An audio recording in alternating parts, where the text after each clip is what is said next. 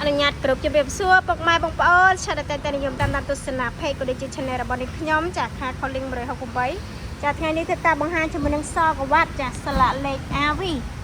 ចាមកគ្រឿងទៀតដែរពុកម៉ែបងប្អូន15កៅអីចាសកវ៉ាត់15កៅអីចាឡានស្អាតមកជុំចា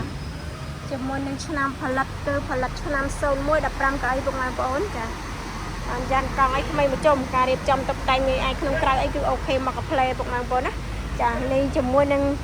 កាងរួចចាលេងជាមួយនឹងគុជរួចចាឈៀកពុនផ្លូវក៏រួចឯកសារក៏គ្រប់ចាតាក់ទងជាមួយនឹងក្នុងក្រៅអីមកស្អាតយកទៅគឺដឹងតែប្រាយកទៅគឺដឹងតែប្រកបអាជីវកម្មចាតាក់ទងជាមួយនឹង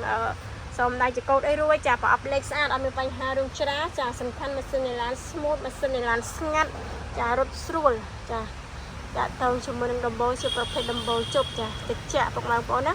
ចាក្នុងពណ៌ខ្មៅចាពណ៌ខ្មៅបូកជាមួយនឹងពណ៌កលាបចាហើយវាំងណូតអីចាប់រួចអស់ហើយពុកម៉ែបងប្អូនចាអីគ្រប់គ្រាន់ចាឡានស្អាត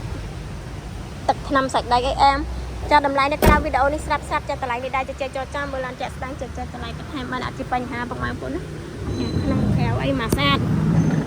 ម៉ែអែមក្នុងក្រៅមកស្អាតម៉ែអែមហើយយកទៅគឺដឹងតែប្រើយកទៅគឺដឹងតែប្រកបអាជីវកម្មចាកៅអីបែកក្នុងអីចាប់រួចហ្មងចឹងពុកម៉ែបងប្អូនយកទៅចាប្រើងាយស្រួលក្នុងការប្រើយ៉ានកង់ថ្មីមកជុំចាសាច់ដាច់អែមចាម៉ាស៊ីនស្អាតម៉ាស៊ីនស្ងាត់ទេ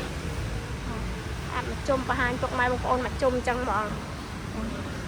កែងក្រោយអីនៅថ្មីចាកែងក្រោយវានៅស្អាតតែវានៅស្អាតថា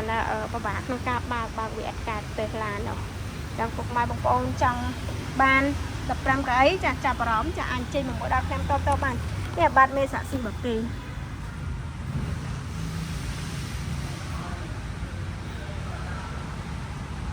បាត់មេសាក់ស៊ីបកគេស្ងួត